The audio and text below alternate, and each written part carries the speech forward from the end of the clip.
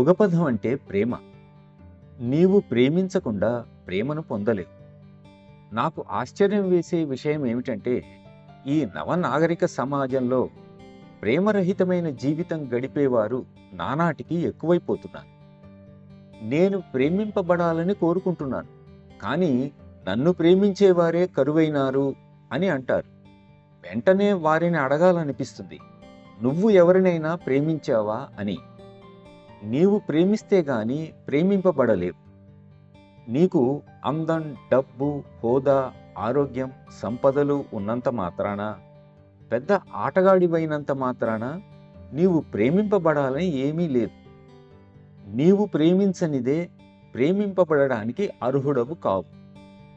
ప్రేమ ప్రతిధ్వని లాంటిది. కేక వేస్తే ఆ పిలుపు ప్రతిధ్వనించి తిరిగి నిన్ను చేరుకుంటుంది. ఇచ్చి పుచ్చుకో అంటాం అందుకే.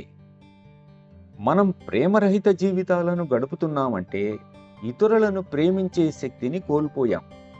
ఇది చాలామంది విషయంలో వాస్తవం. మిగిలిన వారు ప్రేమించటానికి భయపడుతున్నారు. ప్రేమ అనేది ఒక వాగ్దానం వంటిది.